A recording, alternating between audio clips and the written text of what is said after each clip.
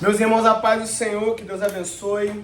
Meu nome é Luiz, esposa da Sunamita, estamos aqui realizando devocionais acerca do plano de leitura do Novo Testamento. Nós estamos no livro de Atos dos Apóstolos, capítulo 5. Que Deus te abençoe. Para você que não é inscrito ainda, se inscreva no canal, faça um comentário, compartilhe esse vídeo. Te convidamos, tá? A nos acompanhar. Nós estamos aqui meditando na palavra de Deus. Não é nada profissional, é algo que o Senhor tem colocado nos nossos corações, tá? E o Senhor tem falado aos nossos corações, nós estamos aprendendo juntos da palavra do Senhor. A você que nos acompanha, muito obrigado pelo apoio, pela força, pelas orações, continue orando por nós, para que Deus possa continuar nos dando força para trilharmos essa jornada, tá bom, irmãos e irmãos? E que a paz do Senhor esteja com todos. Sem mais delongas, Atos dos Apóstolos, capítulo 5. E interessante, irmãos, que para nós iniciarmos o capítulo 5 de Atos, nós temos que voltar no capítulo 4, no versículo 32, nós vamos falar sobre Ananias e Safira. E a partir daqui, a palavra do Senhor fala que logo ali no início, e é importante nós mencionarmos que nós já vimos que Jesus ele sobe aos céus. Existem testemunhas que viram a ascensão de Jesus. Os discípulos ficam em Jerusalém, são batizados com o Espírito Santo. Nós vemos aí as primeiras conversões, nós vemos Pedro e João no Sinédrio, nós vemos a cura que Pedro realizava, a cura de um coxo, o discurso de Pedro no templo. E agora nós estamos perante um acontecimento um pouco triste, mas que nos proporciona temor acerca das coisas do Senhor, irmãos. Irmãos, como o Sunamita que iniciou o livro de Atos dos Apóstolos, é muito importante mencionar que muitos teólogos consideram Atos dos Apóstolos como atos, ou seja, ações do Espírito Santo. Então, alguns teólogos mencionam que o livro de Atos poderia ser escrito como Atos do Espírito Santo, porque aqui nós vemos o poder do Espírito Santo de Deus. Jesus em João 14,15 falava sobre a descida do Consolador, do Espírito Santo de Deus que estaria sobre nós, que seria derramado sobre toda a carne, que se cumpriu em Atos capítulo 2. E logo no início, o fervor era tão grande por parte dos irmãos, a alegria, o gozo, a vontade de compartilhar, a vontade de amar ao próximo era tão grande, que a Bíblia nos narra que não existia necessidade entre os irmãos. Todos aqueles que tinham herança, que tinham bens, vendiam e levavam dinheiro aos pés dos apóstolos, e os apóstolos repartiam conforme a necessidade de cada um, e todos ali estavam em comunhão. Era algo que vinha de forma natural, não era nada imposto. É muito importante nós mencionarmos que muitas pessoas usam essa passagem para tentar extorquir muitos irmãos, só que isso aqui era algo natural, que vinha do coração dos irmãos, que vinha do coração dos crentes. E a Bíblia conta que existia um homem chamado Ananias e Safira, sua esposa, que vendo os demais irmãos venderem seus bens, por um sentimento ruim, quiseram também vender os seus bens e reter uma parte do valor que tinha e levar aos pés dos apóstolos. Talvez, aqui nós já entramos no campo da conjecturação, mas talvez para aparecer, para dizer que estava fazendo uma boa obra, não era algo genuíno. Essa é a verdade. É que não é conjecturação, não era algo realmente genuíno que estava acontecendo no coração de Ananias e Safira. E tanto Ananias quanto Safira levam aos pés dos apóstolos. Primeiro Ananias leva, e logo o Espírito Santo de Deus revela a Pedro que não era aquele valor, e infelizmente ele morre, porque ele havia mentido ao Espírito Santo de Deus. Assim como o versículo 3 diz o seguinte, ó.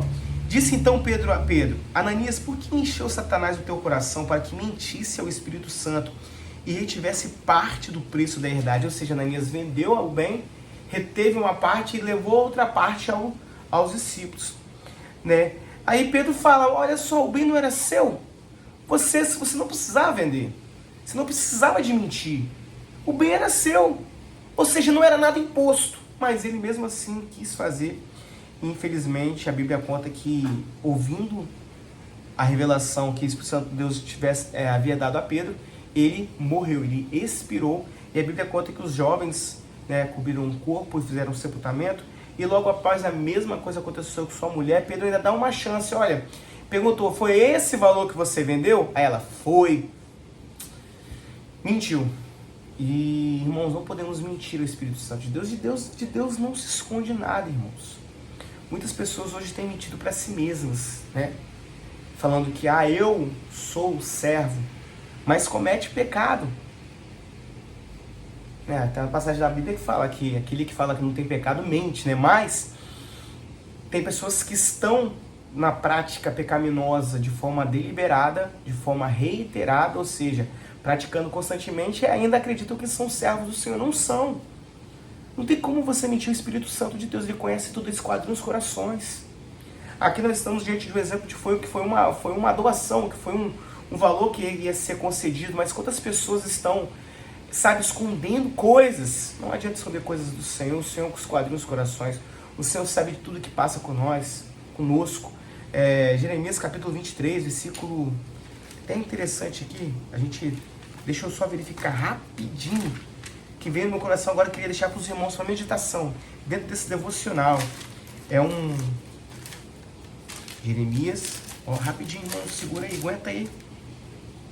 Olha só, versículo 23, Jeremias 23, versículo 23 fala o seguinte, olha: sou eu apenas Deus de perto, diz o Senhor, e não também Deus de longe?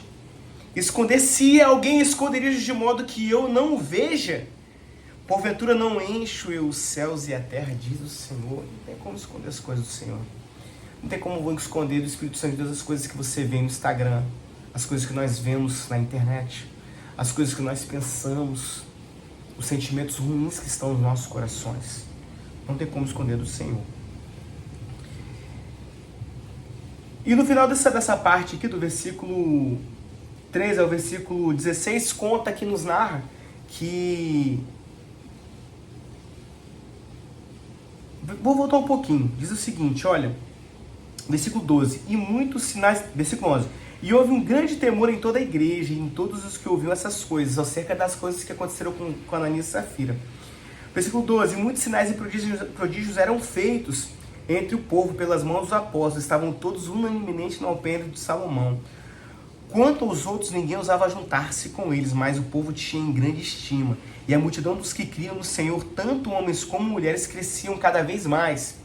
De sorte que transportavam enfermos para as ruas e os punham em leitos e em camilhas, para que ao menos a sombra de Pedro, quando esta passasse, cobrisse algum deles. Até das cidades circunvizinhas concorria muita gente a Jerusalém, conduzindo enfermos e atormentados de espíritos imundos, os quais todos eram curados. Aleluia! Que poder que foi esse, meus irmãos, o início da igreja? Foi poderoso. Nós já lemos que a sombra de Pedro curava. Aleluia! E aí as pessoas, as multidões levavam os enfermos e os demoniados à rua para que Pedro, pelo menos a sombra de Pedro passasse e fossem curados. E eles eram curados. Do versículo 17 ao versículo... aqui vai encerrar o capítulo, do versículo 17 em diante. Do versículo... Eu vou tentar traduzir, olha. Resumir. Do versículo 17 ao versículo 29, vai falar sobre uma situação que aconteceu. Foi o seguinte. Os apóstolos, os discípulos de Jesus, eles foram presos. O Sinédrio se levantou no sumo sacerdote um sentimento de inveja.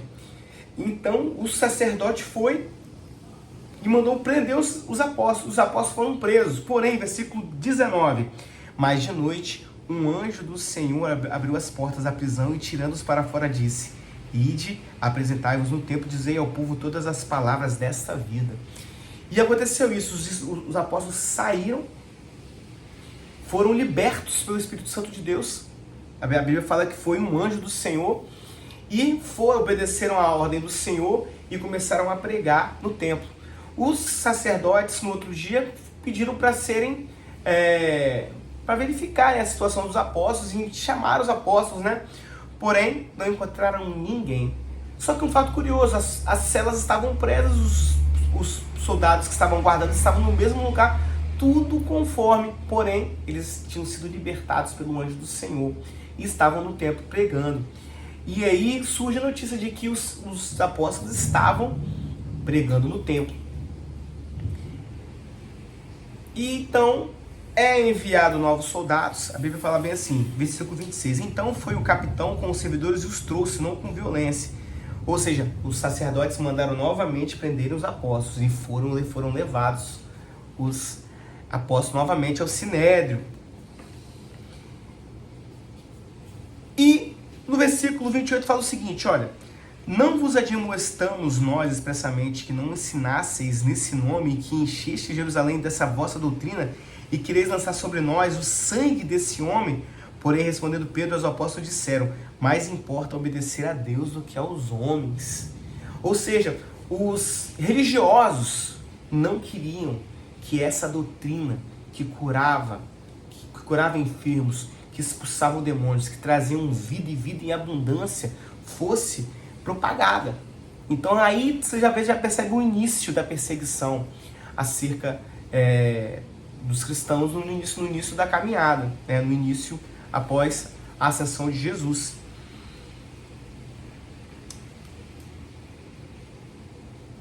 E aí Pedro continua, o versículo 30 fala o seguinte: o Deus de nossos pais ressuscitou a Jesus, ao qual vós matastes, suspendendo no madeiro. Deus com sua destra o elevou a príncipe e salvador, para dar a Israel o arrependimento e remissão dos pecados. E nós somos testemunhas acerca dessas palavras. E também o Espírito Santo, que Deus deu àqueles que lhe obedecem. Porém, se enfureceram e queriam matá-lo. E aí que vem dos conselhos mais lindos de toda a Bíblia. Se levantou nesse momento, então, um fariseu chamado Gamaliel. Nós vamos ver lá na frente que Gamaliel foi tutor de Saulo de Tarso, mais na frente conhecido como o apóstolo Paulo. Gamaliel, ele traz um conselho tremendo. Ele, olha só, não há necessidade dessa matança. Não há necessidade de nada disso. Outrora se levantou um que juntou 400 pessoas. Outrora se levantou outro que juntou também muitas pessoas. E quando essas pessoas foram mortas, os seus discípulos se dissiparam. Não tem por que ficar trazendo essa matança entre o povo judeu. Não tem por quê. Vamos fazer o seguinte, deixais, eu vou ler para os irmãos, esse versículo que é lindo. Agora, versículo 38, agora digo-vos, dai de mão a estes homens e deixai-os, porque se este conselho, esta obra é de homens, se desfará, mas se é de Deus, não podereis desfazê-la, para que não aconteça serdes também achados combatentes contra Deus. Ou seja, e o versículo 38 fala o seguinte, irmãos: e agora digo-vos, dai de mão a estes homens e deixai-vos, porque se este conselho, esta obra de homens, se desfará, mas se é de Deus, não podereis desfazê-la. Não tem como impedir o agir de Deus, irmãos. Agindo eu, quem impedirá, diz o Senhor, né? Antes que houvesse Isaías 41, agora, depois eu acho que digo para os irmãos, mas o conselho foi sábio, ou seja, irmãos, se for de homem, vai acabar, fica tranquilo, não precisa ser matança. Agora, se for de Deus, aleluia, o homem não consegue impedir o agir de Deus. Se você tem um ministério, se você tem algo da parte do Senhor, o homem tenta impedir o agir de Deus na sua vida. Eu tenho uma palavra para você nesta noite: não vai impedir. A não ser que você mesmo impeça o agir de Deus na sua vida. E você sim tem essa autoridade de impedir que Deus trabalhe na sua vida. Quando você se entristece, quando você se desvia, quando você para de orar, quando você para de buscar, quando você olha para o lado. Aí sim vai ser impedido. Mas o homem não pode impedir o agir de Deus na sua vida, meus irmãos. Não pode, aleluia. E os sacerdotes concordaram com que o conselho de Gamaliel e açoitaram e mandaram os discípulos embora. E um versículo para a gente encerrar que é muito lindo, o versículo 41. Retirando-se, pois, da presença do conselho, regozijando-se de terem sido julgados dignos de padecer afronta pelo nome de Jesus. Ficaram felizes, porque foram, né? Porque apanharam, aleluia, por causa de Jesus. Olha que alegria. recebe desafronta, né? Será que alguém hoje quer ser apedrejado? Começa a murmurar, gente. Será que alguém, misericórdia, irmãos, e aí, será que alguém está disposto a sofrer, a padecer por Jesus? Por coisas mínimas, né, gente? Meu Deus. E todos os dias no templo e nas casas não cessavam de ensinar e anunciar Jesus Cristo. Glória a Deus, meus irmãos, que Deus abençoe, que Deus fale mais no seu coração. Que Deus fale mais ao seu coração, mas eu queria encerrar, deixa eu achar aqui o versículo, para nós encerrarmos esse momento tão maravilhoso.